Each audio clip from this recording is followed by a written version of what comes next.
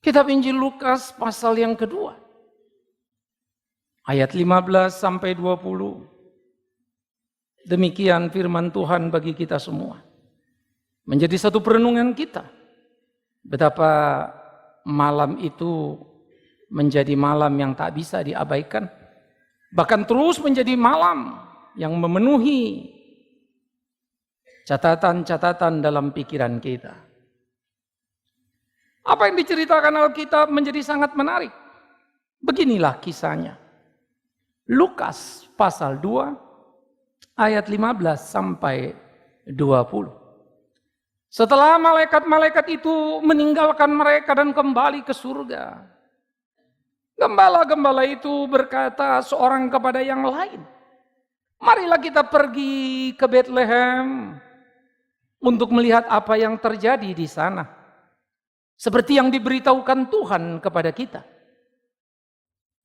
Lalu mereka cepat-cepat berangkat dan menjumpai Maria dan Yusuf dan bayi itu yang sedang berbaring di dalam palungan. Dan ketika mereka melihatnya, mereka memberitahukan apa yang telah dikatakan kepada mereka tentang anak itu.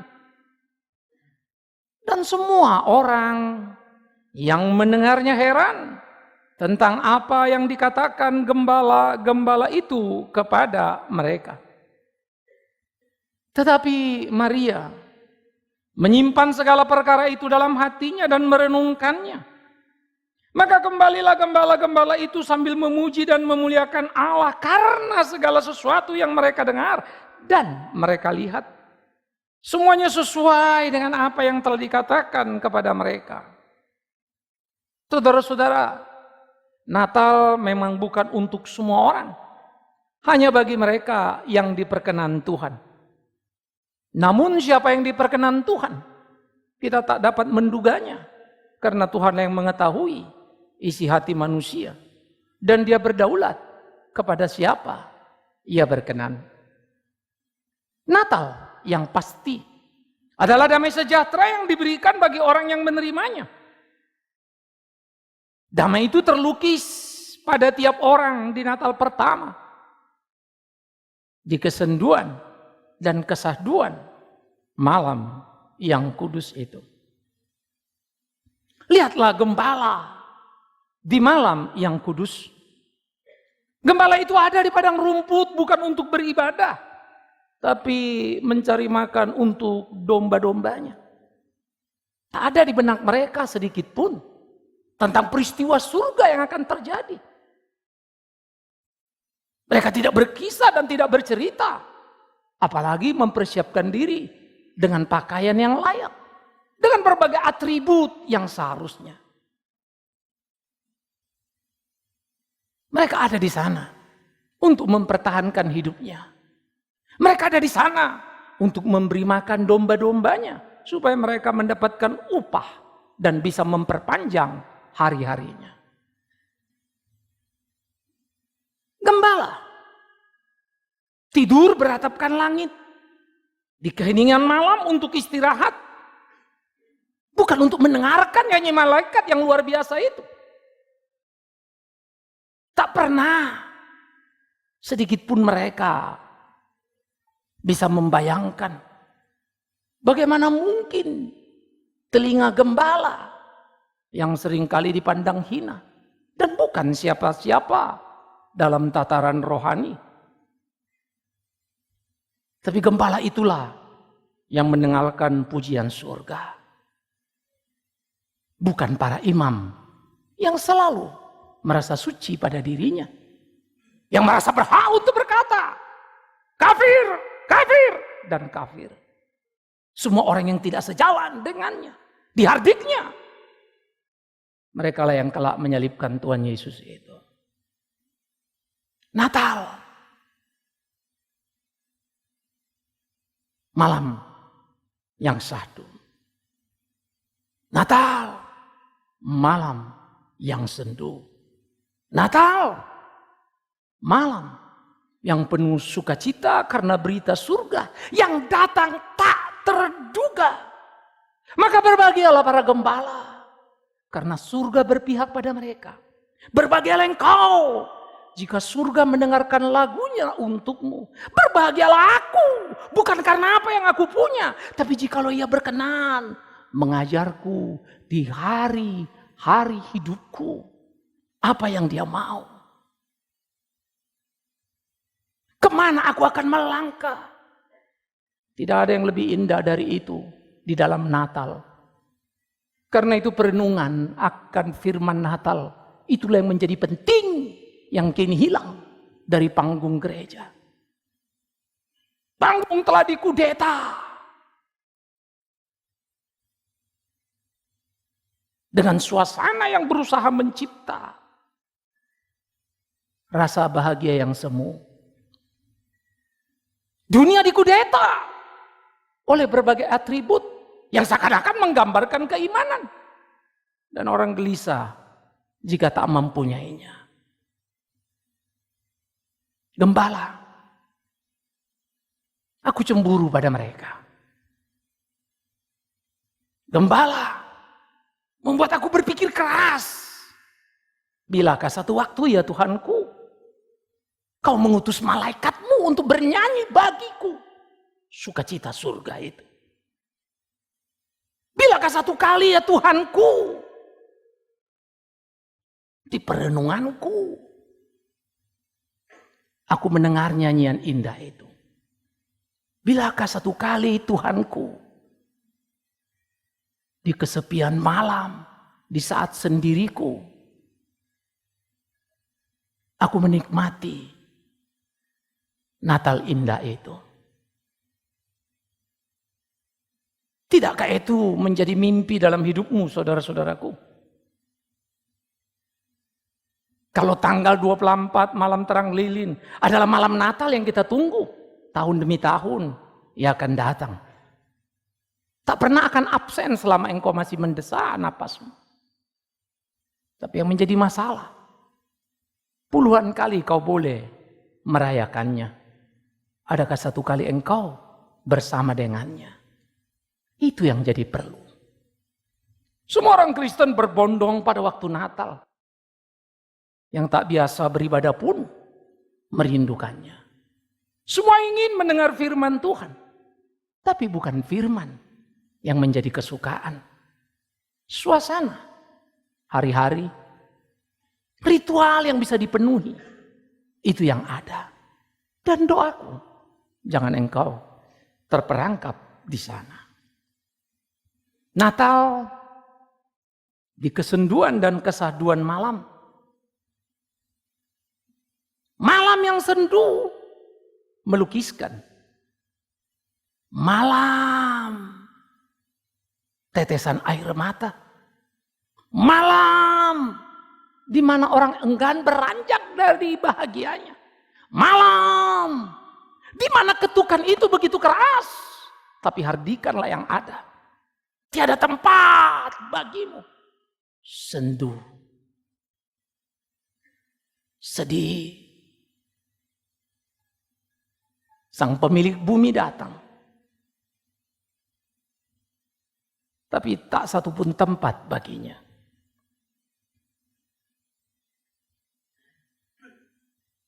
Manusia merasa penting pada dirinya. Tak peduli sang pencipta. Terbayangkah engkau waktu Natal? Kita sama seperti mereka yang merasa terusik. Mengganggu sejuta mimpi. Hanya untuk menjawab tidak ada tempat. Terpikirkankah olehmu, kita terlalu sibuk untuk mendahulukan apa yang menjadi kepentingan kita dan bukan apa yang menjadi ketetapan kehendaknya? Terpikirkankah bagimu? Perlu untuk kita merenung, saudaraku. Di perjalanan pelayanan yang kukerjakan, kadangkala ada titik aku merasa terlalu banyak yang sudah kulakukan. Kadangkala ada titik aku merasa tak berhitung dengan apa yang ada. Fisik dengan kesehatan yang terus merosot. Semangat masih terus menggempur. Tapi ketika aku masuk ke kedalaman Natal, aku tersentak. Apalah artinya yang kulakukan baginya? Andai kata pun aku mati karena pelayanan, itu juga bukan apa-apa. Lalu bagaimana aku bisa beralasan untuk menghentikan langkah? Bagaimana aku bisa menepuk dada dan berkata bahwa aku luar biasa? Karena aku pernah tak membuka pintu baginya. Aku pernah menolak dia. Tapi cintanya terlalu kuat. Tidak ditinggalkannya aku. Ia tetap menatapku. Suara lembutnya membuat aku tersadar. Ia masih di sana. Dan akhirnya ia menolongku untuk membuka pintu hatiku yang engselnya sudah berkarat. Yang tak mungkin bisa dibuka hanya dengan kekuatan biasa. Ia mendorongnya. Sehingga bukan dayaku untuk membuka pintu, tapi kekuatannya lah yang memungkinkannya. Malam terang lilin kita adalah malam perenungan. Bagaimana kita belajar untuk masuk dalam kehidupan, menjalani hari-hari kita. Malam sendu, malam di mana kita menolaknya. Malam sadu melukiskan kesaduan malam yang menjadi kudus bukan karena malamnya yang kudus, tapi kehadiran Sang Kudus itu. Kehadiran bayi Immanuel, Allah yang menyertai. Di hadirnya dia, disitulah hadirnya Allah. Di hadirnya kita, pastikah Allah ada? Itu tetap saja tersisa menjadi pertanyaan. Karena bisa jadi kita memanggilnya, tapi tidak pernah sudi membuka telinga dan mendengarnya. Seperti apa yang diungkapkannya ketika ia menghardik Yehuda dan berkata lewat nabinya Yesaya, bukan telinga Tuhan kurang tajam untuk mendengar jeritanmu, bukan tangan Tuhan kurang panjang untuk menjangkau engkau, bukan matanya kurang terang untuk melihatmu, tapi dosa-dosamu lah membuat ia tak lagi mendengarkanmu. Kadang aku tersentak, semoga juga engkau. Malam syahdu, hadirkah dia? Malam syahdu, apakah ia menyertai kita? Natal, sejak dulu kala tak pernah meriah. Natal, hanya sebuah tempat hina. Bahkan Sang Juru Selamat pun tidur di palungan yang sudah tak berguna bagi domba. Kain lampin murah itu yang membalutnya. Maria tak bisa memilih bahan untuk bayi kudus.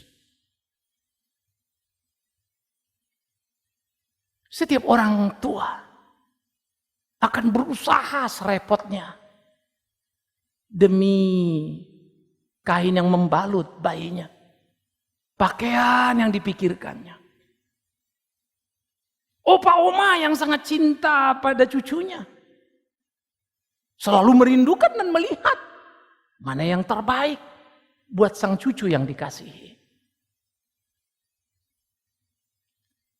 Pernahkah semangat yang sama membuat kita sebagai orang tua mau mencari yang terbaik dan melakukannya untuk Tuhan kita? Bayi kudus itu. Pernahkah opa dan oma memikirkan hal yang sama? Seperti dia memikirkan cucunya. Dan mencari bayi yang kudus itu. Natal. Tidak meriah. Tempatnya hina. Kotanya kecil. Cobalah lihat. Istana di Yerusalem. Berjalan beberapa kilometer. Baru menemukan Bethlehem. Kota yang kecil, kota yang sepi. Mereka bukan penduduk ibu kota. Hanya kota kecil. Tapi di kota kecil itu bukan di tempat yang terbaik. Justru di kota kecil, di tempat yang paling tidak baik. Disitulah Natal itu. Kita beruntung memakai gedung ini. Kita beruntung bisa memilih pakaian yang akan kita kenakan untuk Natal ini. Kita beruntung, saudaraku. Natal pertama tak seperti itu. Dan tamunya lebih menyedihkan lagi. Pasangan kudus Maria dan Yusuf yang dipakai Tuhan luar biasa. Yang Alkitab menggambarkan tidak ada wanita sebahagia Maria di kolong langit ini di sepanjang sejarah. Tidak ada yang lebih bahagia dari dia. Tapi ia didampingi suaminya.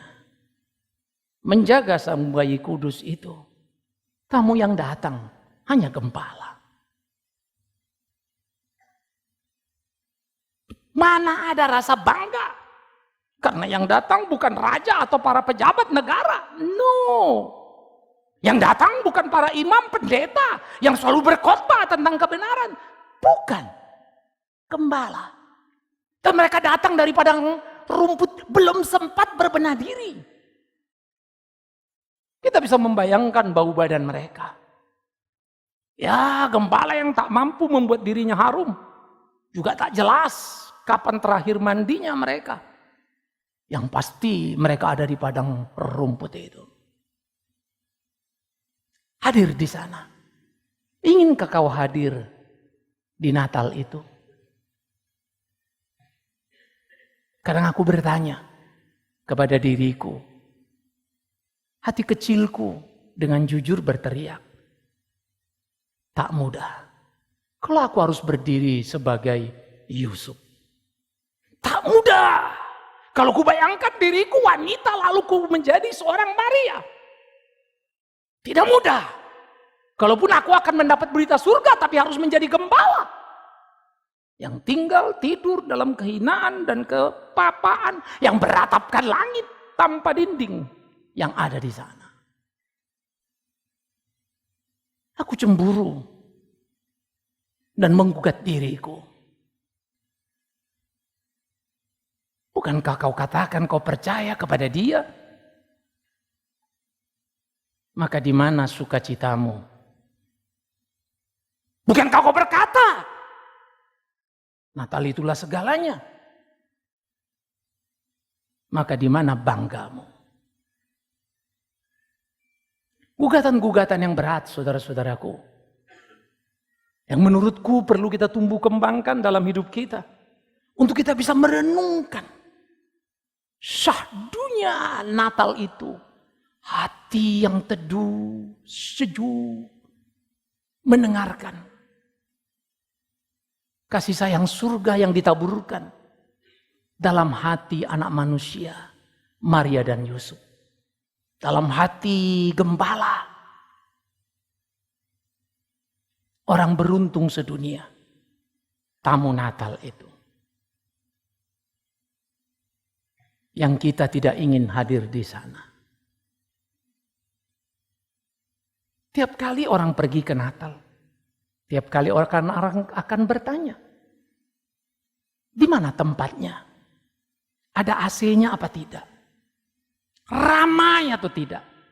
Siapa pengisi acaranya? Orang top apa tidak? Semua orang berbondong ke sana.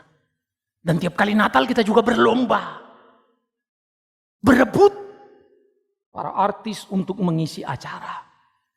Berebut gedung untuk digunakan. Ya, kita terlalu sibuk untuk hal itu.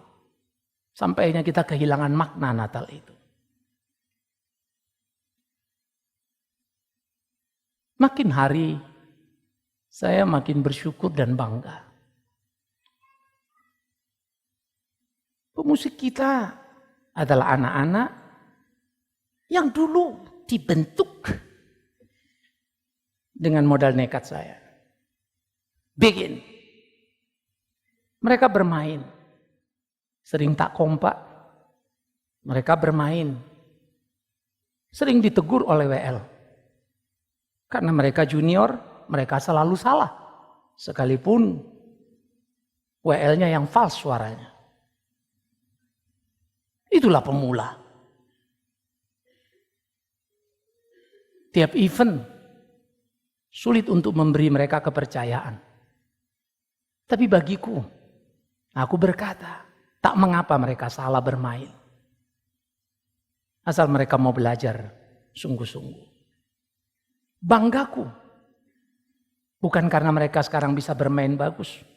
Banggaku, masih apabila jikalau mereka sungguh-sungguh setia dalam hidup mengenal Tuhannya. Sungguh-sungguh mengabdi dan memberikan hatinya kepada Tuhannya di kemudaan usianya. Bermain bersama dengan senior, mereka boleh bertumbuh. Tahukah engkau apa yang paling menyedihkan dari Natal? Dan kita seringkali kehilangan sebelum merayakannya. Ketika sudah tidak lagi kita punya damai di sana. Apalah sulitnya membuat sebuah acara. Sangat sederhana. Saya pernah bergerak sendirian. Satu-satunya yang nyusun acara, eksekusi acara. Dan pada waktu itu Natal kita di Hilton. Dengan 7.500 orang yang datang. Yang ketika mau mempersiapkan diri lalu saya memeriksa satu persatu. Oke, handy talkie sudah siap apa belum? Yang tugas berkata, sorry, handy talkie-nya tidak dapat. Enteng sekali. Tiada rasa salah. Jam 6 acara. Jam 11 saya diberitahu. Kantong kolektor yang katanya mudah mengumpulkan 40. Satu pun tak ada.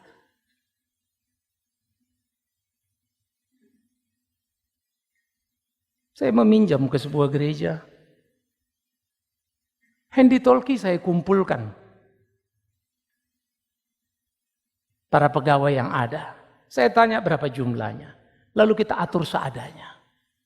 Satu orang standby di samping saya untuk memberi komando ke atas sana. Akhirnya Natal selesai. Orang bertanya, berapa bulan persiapannya? Karena itu menjadi Natal terbaik yang pernah diselenggarakan dalam semangat kampung halaman. Satu kota Madia. Anak-anak yang merantau. Saya hanya berkata, kau tanya berapa lama? Aku tak bisa menjawabnya. Karena kalau aku bilang 3 bulan, 4 bulan, memang itu dibentuknya. Tapi rapatnya tak jelas ada. Jadi berapa? Saya tidak bisa jawab. Kalau kau tanya kenapa bagus, aku pun tak punya jawabannya. Karena sampai acara selesai, aku bertanya dalam hatiku dan cuma bisa berkata, terima kasih Tuhanku, tak kau permalukan aku karena hatiku sungguh mau melayanimu. Dan aku bersyukur. Tak menjadi marah pada rekan-rekanku yang gagal menjalankan tugasnya. Aku pun tak mengerti mengapa. Aku seorang Batak Tulen. Terbiasa dan terlatih untuk marah-marah. Natal akhirnya menjadi indah. Bukan apa yang kulakukan, tapi apa yang Tuhan kerjakan. Dan aku hanya bisa berkata, terima kasih ya Tuhanku. Saudara-saudara, pengalaman demi pengalaman yang kujalani membuat hati menjadi bahagia. Natal, Maria menyimpan dalam hatinya. Ia punya warisan yang luar biasa. Kisah dan sukacita di dalam hatinya. Aku ingin menjelajah dan tahu apa itu. Dan aku hanya bisa menduga mengapa dia disebut wanita paling bahagia di dalam dunia sepanjang sejarah manusia. Ya, ia menyimpan sukacita Natal. Ya, ia menyimpan kesukaan luar biasa walaupun gembala yang datang. Tapi gembala bercerita bagaimana malaikat yang menyuruh mereka ke sana. Maria melihat Natal pertama, panitianya adalah laskar surga. Bukankah itu indah? Paduan suaranya adalah laskar surga. Bukankah itu luar biasa? Tak terlalu penting berapa bagus suara para singers. Tidak terlalu penting berapa bagus suara penyanyi. Tapi menjadi penting berapa sungguh hatinya. Maka aku percaya dari hati yang sungguh akan mengalir nada yang indah dan punya kuasa. Pikirkan itu. Renungkan itu. Tuhan penuh kasih karunia. Ia akan memberikan pada kita dan memampukan kita untuk melakukan banyak hal dalam hidup ini. Asal kita setia. Menyimpan di dalam hati kita tentang makna Natal itu. Sementara malaikat itu memuji-muji dan memuliakan Allah, mereka begitu berbahagia. Tak ada bahagia yang pernah mereka punya. Tidak, kalaupun mereka menerima upah bonus dan bonus dan bonus dan bonus. No, yang membuat mereka bahagia karena mereka ada pada Natal itu.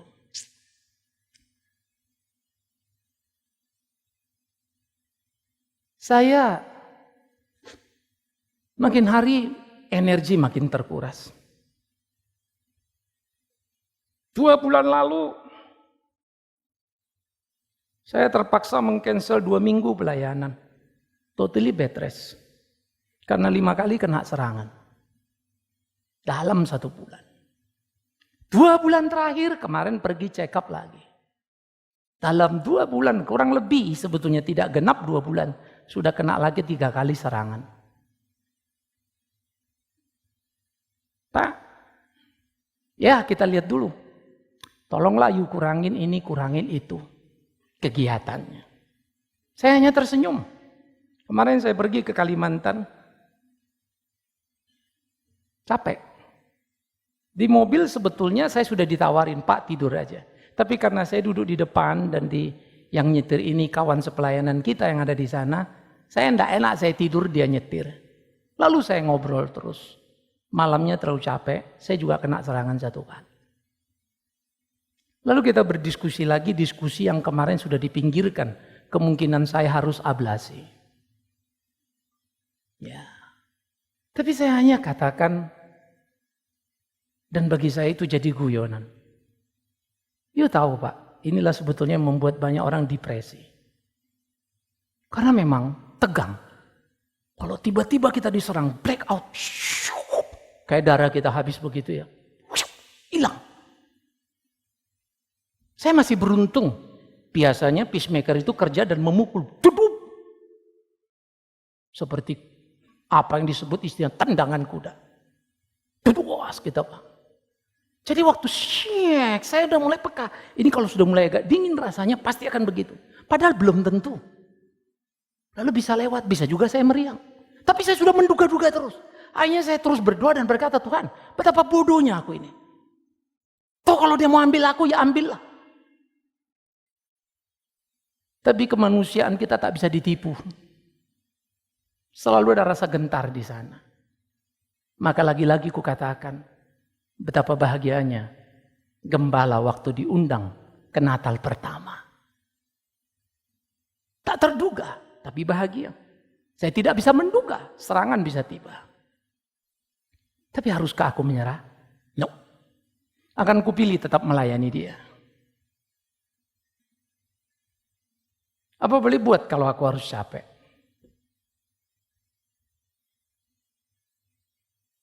Saya tidak pantang makanan. Tapi secara khusus saya pantang capek. Tahun depan saya sudah plan 4 kali dalam 1 tahun akan pergi ke Kalimantan. Tapi memperpanjang waktu jalan.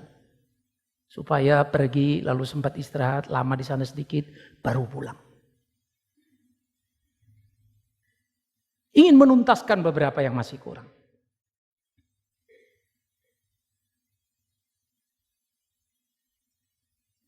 Apakah kemudian umurku akan pendek? Itu bukan bisnisku kalau Natal punyaku. Itu bukan bisnisku kalau Natal di hatiku. Bisnisku adalah rinduku mendengarkan nyanyian surga itu dan turut bersama dengan malaikat itu. Entah kapan gilir itu. Disitulah syahdunya Natal. Disitulah indahnya Natal. Semoga engkau juga punya, saudara-saudaraku. Saya rasa saya diberi Tuhan banyak hal. Saya diberi kemampuan menulis. Dan saya menulis tiap tulisan saya, lalu kita bikin sudut pandang. Ya. Untuk satu tulisan saya tidak menghabiskan sampai waktu 1 jam. Saya juga tidak mengerti kalau sudah selesai, ada saja tetap selesai. Blap, tinggal diedit, rubah-rubah dikit kata, supaya hati-hati sedikit, lalu beritakan, udah sudah selesai kirim.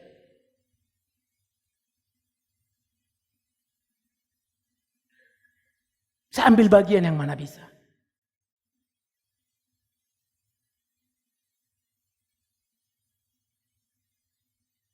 Sebulan ini, sebulan lebih sedikit, ada 5 tulisan. Saya sudah agak rasa late, karena target saya 3 hari sekali seharusnya saya menulis 1 tulisan. Karena saya rasa Tuhan memberikan saya hal yang luar biasa. Sehingga kegiatan fisik berkurang, saya mesti melatih diri untuk banyak menulis. Jadi Tuhan baik, yes. Hanya saja saya sulit mendisiplin diri. Karena saya orang lapangan yang biasa bergerak, duduk diam menjadi problem buat saya. Saya mesti belajar lagi. Supaya di keterbatasan, di kesulitan itu, kiranya Natal itu tumbuh di hatiku. Dan itu doaku untukmu. Natal itu ada di hatimu, menjadi milikmu dan itulah bahagiamu. Bukan siapa kau dan berapa punyamu. Karena Kristus mempunyai kita, bukan? Itu jauh lebih penting dari apapun. Waktu anak saya minta saya menulis untuk menulis drama. Memulainya saya yang selalu sulit. Mengerjakan dialog tadi, saya hanya butuh setengah jam. Tapi memulainya yang perlu berjam-jam sampai anak saya ingatkan. Pamana. Kadang-kadang kalau sudah gitu saya juga merasa salah. Saya bisa kerjakan lebih panjang lagi. Saya bisa melatih drama. Saya bisa menulis naskah. Fisik saya nggak cukup. Tapi kemudian kadang-kadang aku mulai bertanya. Sebetulnya memang tidak maksimal atau tidak cukup itu. Atau aku merasa sudah terlalu letih. Kadang-kala aku tidak punya jawabnya. Karena kalau dalam jujur hatiku. Semangat Natal yang diberikannya seharusnya membuat aku tidak peduli semuanya. Tapi dengan perasaan fisikku, kadang-kadang aku terlena dan mengikutinya. Tak mudah menyimpan Natal di dalam hati, saudara-saudara. Kadang-kala kita diganggu dan terganggu. Oleh karena itulah Natal, di kesenduan dan kesaduan malam itu telah menjadi iman yang nyata. Di dalam sejarah manusia telah ada di dunia dan seharusnya ada dalam hidup kita. Oleh karena itu kita ada Natal.